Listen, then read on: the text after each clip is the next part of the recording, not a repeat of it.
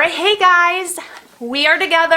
This is very surreal and it's so exciting. And I got to meet little baby Daisy, who's down here going to sleep. She's going to help us with our video today. This is Daisy's first on-camera event besides for her introduction. She's so cute. She's like, here I am. She's not very happy about it. We're going to try to get her to sleep and hopefully she will not cry during this video. So we are going to do our next 10-minute edition together in person. So we're going to dive right in because we do have some extensive questions. Like, look at this. And I haven't seen any of these once again. So. And I haven't read them for about 2 weeks. So here we go. So the first one's from Cheryl. Kari, I had a friend who committed suicide 3 or 4 years ago. My question is, why did they wrap him so tightly like a mummy before they brought him out of the house to send to Lansing, Michigan for autopsy? I'm guessing he was wrapped in sheets, but then he would have been put in a body bag, like a zippered pouch to go for an autopsy, because in Michigan, in that area, that's what they do. So they will put the person in a body bag, zip them up, and put a little plastic, almost a zip tie lock on it with the person's name. So that way then when the medical examiner is doing the autopsy, they would then unlock the bag so nobody can get in and out until the autopsy is performed. So do you see the same thing here? Yeah, we use the body bags as well for everything. So it's weird because I can actually talk to you. I know. Instead of just looking at it's so crazy. But same thing, we'll put the bodies in just like a regular size body bag, but it's not like they're saran wrapping them. So I don't know if maybe that was what she's referring to. Yeah, I don't know if maybe, I know now like at hospitals there's been a big talk because they're taking the sheets and they tie them around the person really tight, and we're having problems on the funeral director side because the sheets are leaving some indentations on the skin and sometimes on the face that we're having to then try and correct later. And that's from hospitals, nursing homes, and things. So I'm not sure if they did that same thing in that situation. Larry asked, this is a little off topic, but what is the difference between a memorial service and a viewing? Well, basically, a memorial service would be like if a physical body wasn't present. That's a lot of times the wording that is used for that, where a viewing is like an embalmed body or an unembalmed body as well. Daisy's going crazy. Where you're actually like, a visitation is if I can't talk. Visitation, that's okay. Is that the a word? viewing? Yeah, visitation. Okay, I couldn't remember the word. It's right in front of me. So a viewing is going to be more of like the body is there. We are physically viewing the person when they are deceased, as opposed to a memorial service where a body typically is not present. Well, and yeah, so funeral service and memorial service are different. A funeral service a memorial service is a funeral service, but memorial means that the person is not physically there. So it may be cremated remains, even though that's technically the person, it is post disposition because cremation is the disposition. Where we saw this being used erroneously, that means error, right?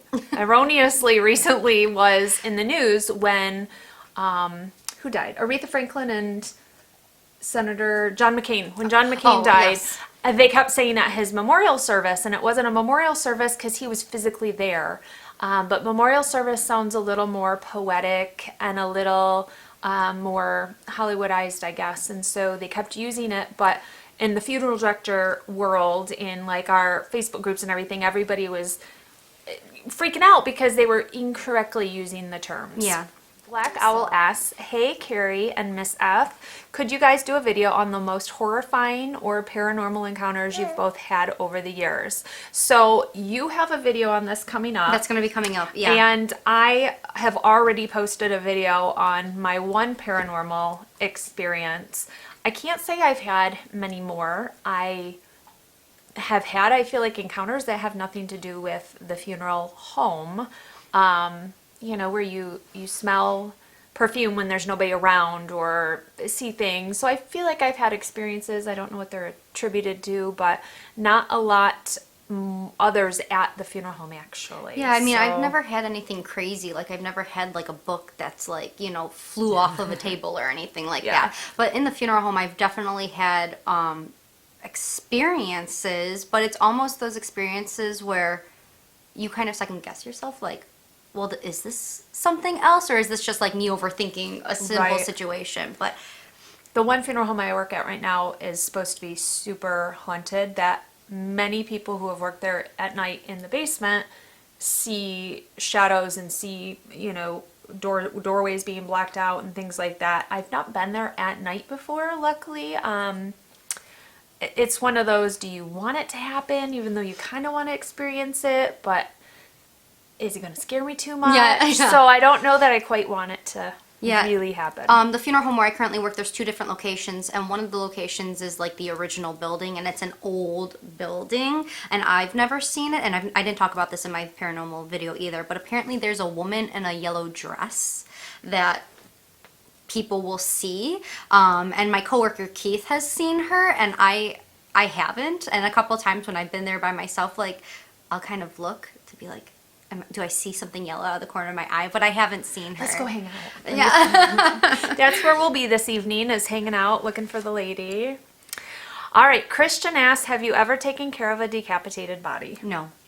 But I've learned about it in mortuary school. I've done partial decapitation, never a complete full. And you just reattach. Everybody always says, well, how do you embalm somebody who's been decapitated? And there's still body parts, and you just embalm the body parts you have in front of you, and you can reattach, and dowel rods are used, or broomsticks, or any kind of a rigid pole that you can attach then the head back onto the body.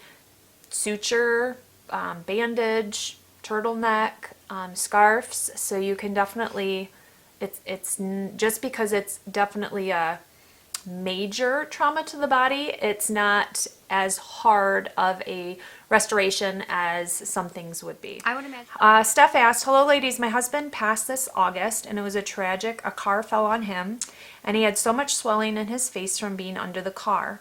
The funeral said she did all she could to get it down. How do you get swelling down? So we'll do that part first. Okay.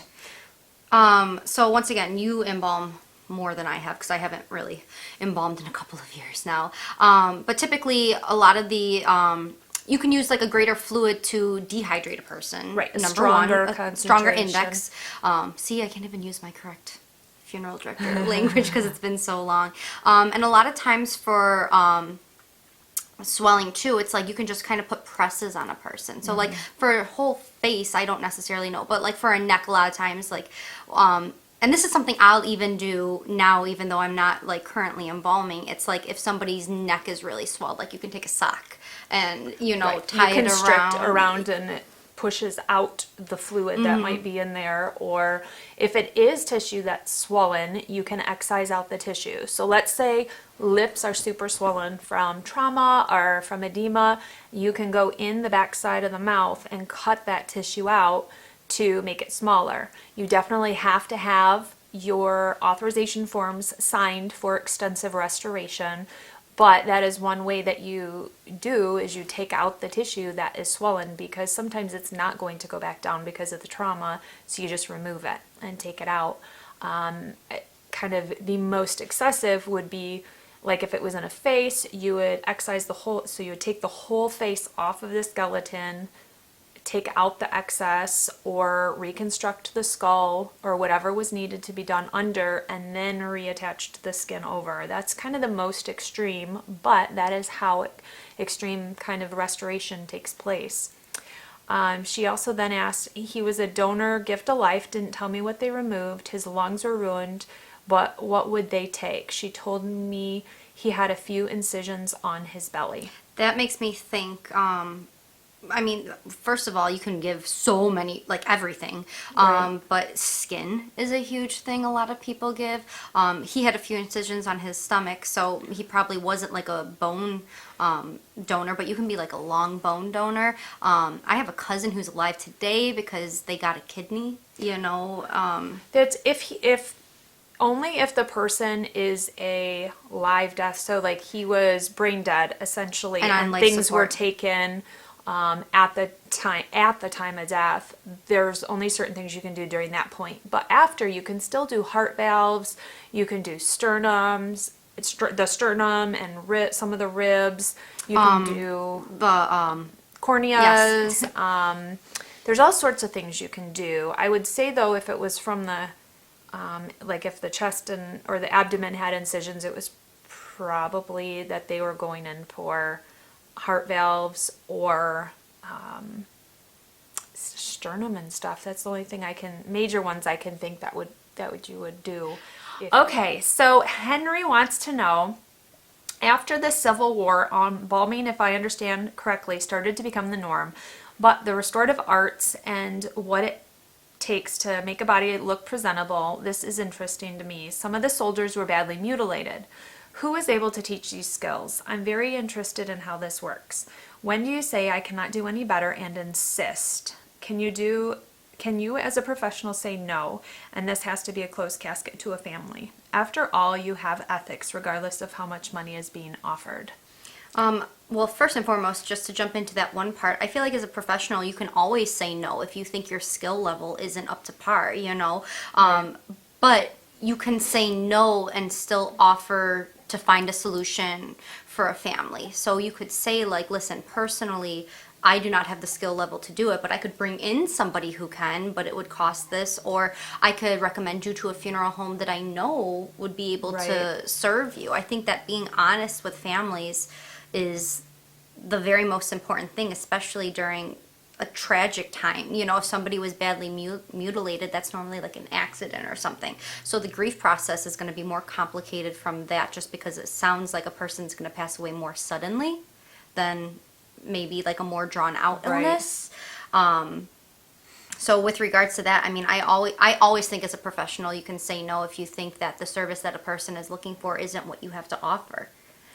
Well, and I think so, like back in the Civil War, a lot of it was trial and error. When all of this began, just like the whole medical profession or, you know, any industry, it's all a lot of trial and error. So even still, a lot of what we do with restorative arts is trial and error. We have a body and we need to accomplish A, B, or C. What can we use to accomplish that? And there's people who run to the hardware store and they're like, okay, I'm going to try this, I'm going to try that, I'm going to try this. You find something that may be a skull shape, or you find a putty that might work, or, you know, whatever. So we're using different compounds and different materials that you just find around, and we make them work for what we need. And then once something works good, then you spread it and you tell people. And you know, like plaster of Paris works amazing. Some people use that spray foam insulation stuff, but it expands, so you have to really know how to use it well, or else you kind of mess up somebody. Okay, so Lindy attacked the post office. Carrie is finally seeing like all of like the things that I deal with when I film my videos. It's the behind the scenes of videos that we keep saying we need to do an outtake video of all this silly stuff that happens when you're trying to film and that just doesn't go right. But so we were talking about the restorative art. You know, if you work in a funeral home that's small, you may not have a case that you need to use like advanced restorative art maybe once every 10 years even, and so you don't have the confidence or the skill level. So that is when you either call somebody in, or you may err on, you know, having the family close the casket because you just don't know how to help them. And so it's unfortunately, because of that situation, sometimes you do have closed caskets, or you have families that can't see loved ones. I think there's always a chance, even with decomposition and burns, there's always a chance, and you don't know until you try. But I think even trying to show one body part, like if you can't do the restoration on the head, at least letting the person see their hands or their feet or a shoulder, just something is helpful. But it's essentially the family owns their loved one. So if they are determined to see them, that's their choice. I'm always as honest as I can be with them about the condition, and then let them choose from there. And sometimes they want to, and sometimes they don't. But there's an embalmer in the business that says they don't have to be perfect, but they can be perfectly viewable. that they don't have to look exactly like them, but they can look like them enough that the family can say goodbye. So there's finding that middle ground, I think, with restoration. And something else that you could always do would be, like for instance, let's say that somebody extremely close to me had passed away, and I had somebody who was a funeral professional telling me not to view that person. You know, I could always find a close member of my family who maybe felt comfortable to see them and give me their honest opinion. Right. Because sometimes you'll trust a family member or a friend more than you would trust a professional who maybe you just met when you had to call them. So that's something where I could say, you know, it's my professional opinion that you don't see this person, but, you know, if you wanted to have somebody kind of go in first and give you their opinion, and then maybe you would trust them a little bit more too. There's a lot of different situations, and every funeral director is going to handle it very different Yes. that you may encounter depending on their comfort level. Chelsea asks, in the next 10 to 20 years, what are some things that you expect the industry will change to handle the generations that die off?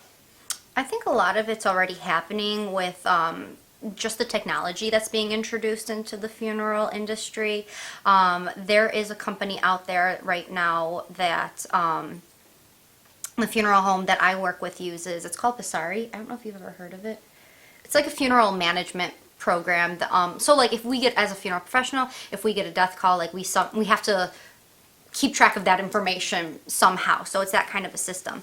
And they have the ability to give like the family a login. So before, say, I even meet with a family, like I could go at my house and put in like my dad's information, and it could go to the funeral home. So, I mean, that could be a different way that funeral professionals are going to be doing arrangements in the future.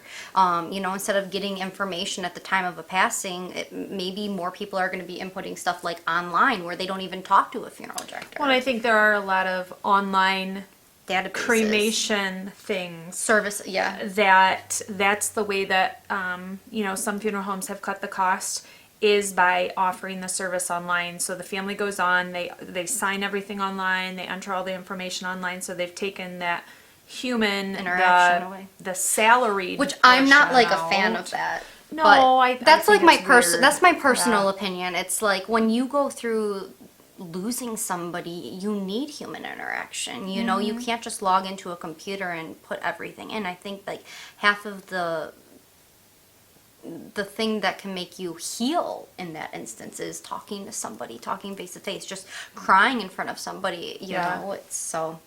But I think that's going to be a huge thing that we're going to be seeing more of. It's like the generation, we live by our phones, we live by. So I think that's a negative thing that we're going to be seeing more of. Yeah, I think that's going to change a lot. I think we're also going to see the role of the funeral director changing a lot. Well, it already started is, but I think it's going to, out of necessity, have to change more. Rather than, you know, we don't have the traditional one lane anymore. We have 10, 20 different lanes that people can go down for disposition and choices. And so the funeral director has to be able to walk down any of those lanes with the person and not just be, you know, we do one type of service. You have to adapt more To all the different options instead of fighting against them, which I think a lot of funeral directors are saying, well, I want to only do traditional because that's maybe where I do make more money and that's what my business has always been based off of. And so you want to hold firm to that, not because you want the money, but because you want your business to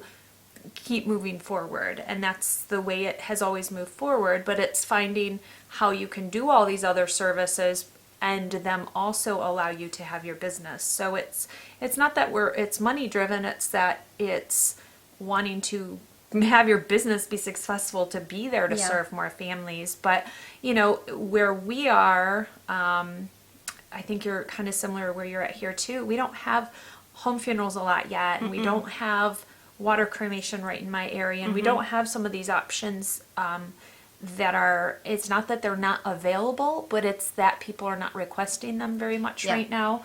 So that's going to be a change coming down, that I think all of that is going to become more mainstream. So we are going to have to know how to do those type of services more readily, because we've been on one path because that's what's available in our industry, in our area.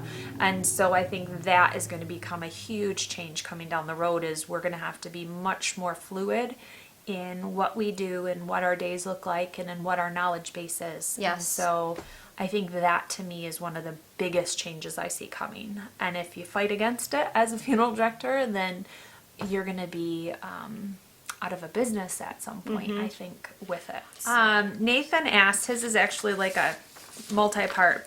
Firstly, how exactly does the seal work between the two lids of a common half-couch seal or casket? I get the one-piece seal around the perimeter, but not the gap running across the middle is sealed. So just like the edge when the metal comes together, there's a seal. In over the middle of the casket, there's a seal under one. So when they come together, it seals that way. It's like a lip. Yeah. You know, like it is cut, but the way that the seal... I'm going to have to get a visual to I know. overlay. I feel like that's the best I'm going thing to to visualize do. this one with the picture overlay here. It fully seals when it is like that. The cut, Yeah. there's not like a space in between the cuts. Secondly, does the arterial embalming procedure firm up all the different kinds of tissue, muscle, skin, cartilage, or just certain ones? If you were to not set the features before embalming, would it be impossible to do so afterward?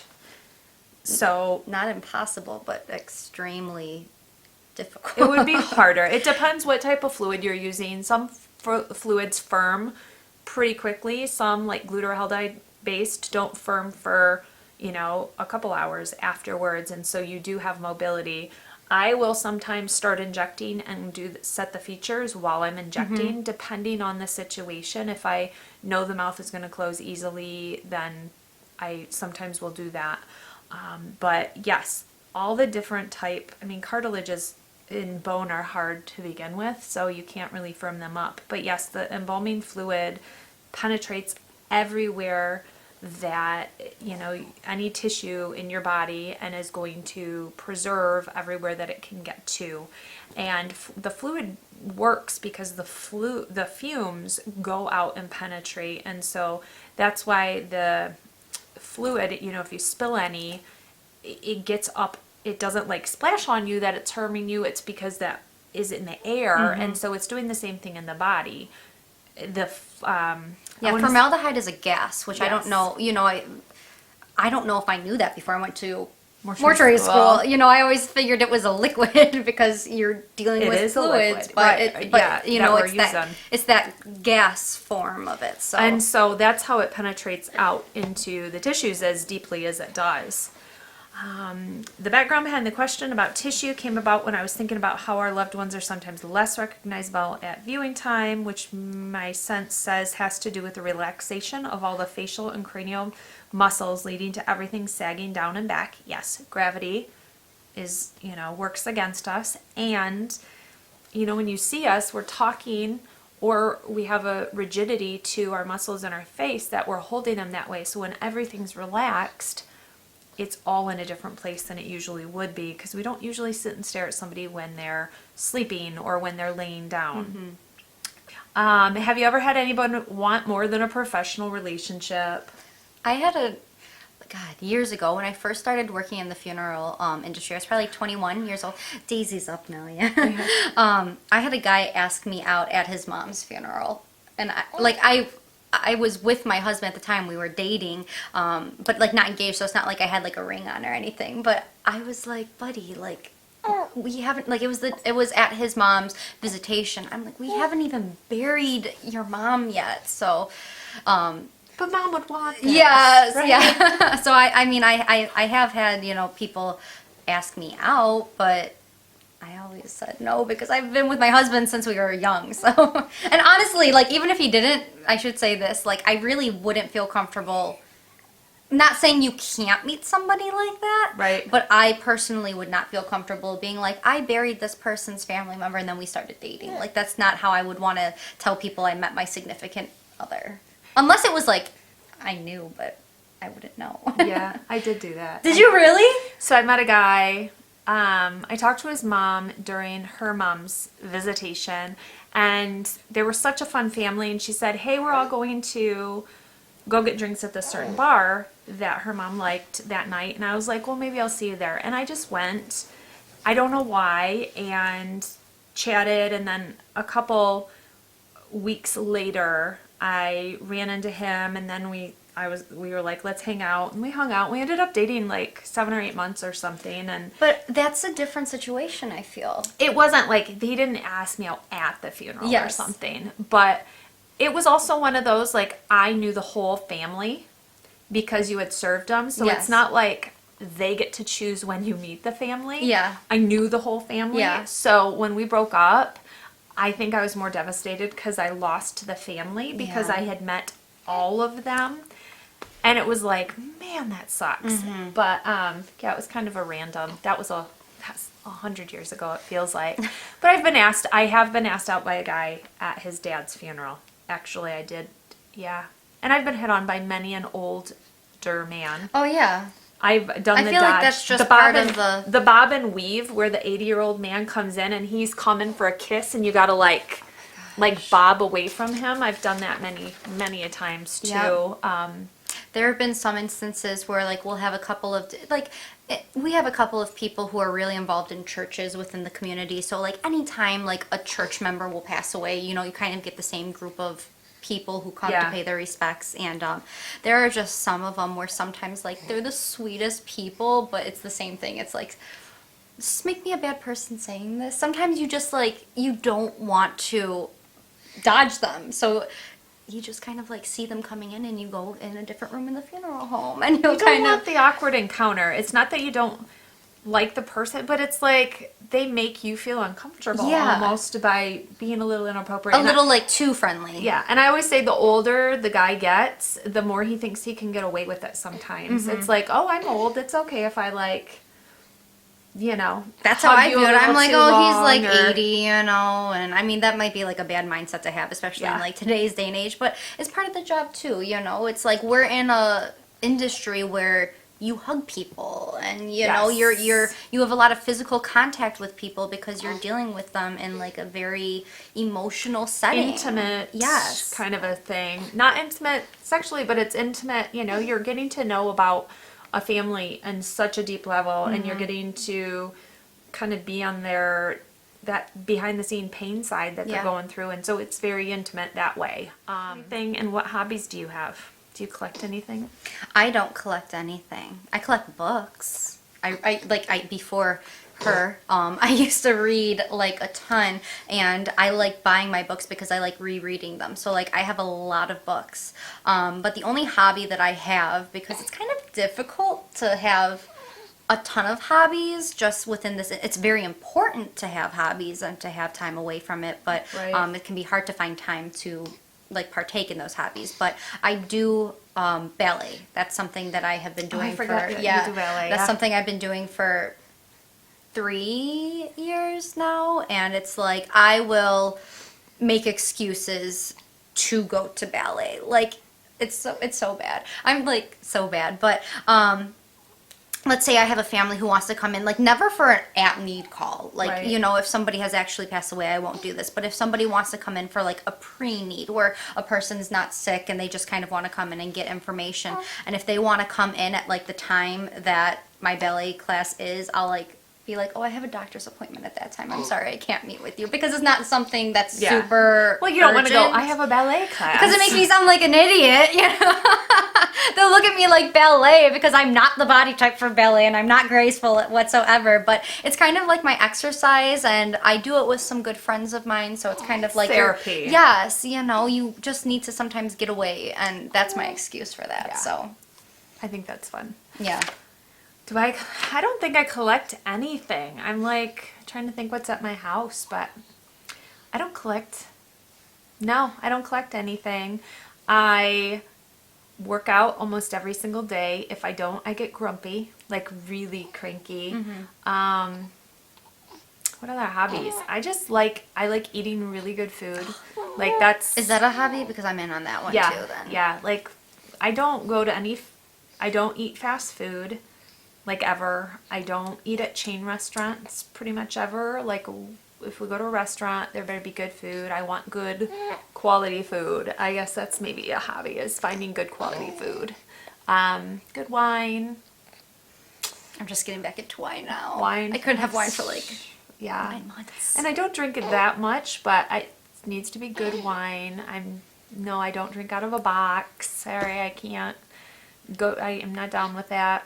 I'm trying to think we like to travel, not like crazy, but we love to go to Chicago. I love going to like comfort places. And Chicago is a comfort place for us. I got married in Chicago and have had a lot of big moments in our lives in Chicago, and so we like, going there. I traveled out to Buffalo on a crazy whim. I know it's not snowing right now, but it was snowing when she came. So I was like, Lauren, I'm coming to visit you. I hope you're okay with that. By the way, you just came to meet Daisy. We all know I did. Oh, Daisy's born. I'm coming.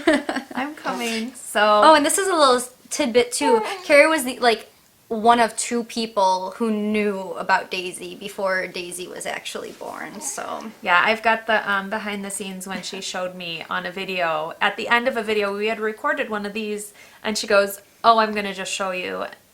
She goes, "Can I just tell you something?" I was like, "Sure." And she stands up, and she is like literally 8.5 months pregnant at that point. I was like, "What is going on?" So I'll have to include that part on here because, yeah, it was fun. But yeah, that's our 10 questions for this round. So as always, make sure you guys post more questions. We love answering them. We have very similar opinions and thoughts on things, but we do come from very different parts of the country. So some things are very different for us. We haven't found many of those, but... That's this is like our second one then, because the first one was the embalming room. Yes. How, your husband has been in and mine has not been in. And then the second one is the dating. And then I date people, and not anymore. My husband would be probably against that, I think. So we found, out of all the questions that we've answered, we've come up to a couple. So come up with something you think we might have different viewpoints on. That would be a good challenge for you guys as you watch our videos. So thanks for joining us, and we'll see you on the next round of 10 questions. Bye. Okay, if I tell you something, do you promise not to tell anybody? Promise. I'm trusting you, Kari. Yeah. Literally, like nobody knows. I'm only recording this and gonna blare it to the no. I know you're recording this, so I should not be showing you. The reason why I'm wearing this dress Shut up! Yay! is because I'm 8 months pregnant. 8 months? Yeah. Holy So if you've noticed in any of my videos, my face getting wider and wider and wider, which I noticed. I'm like, that's why I'm always wearing this dress, because literally I have nothing that fits me. Nothing.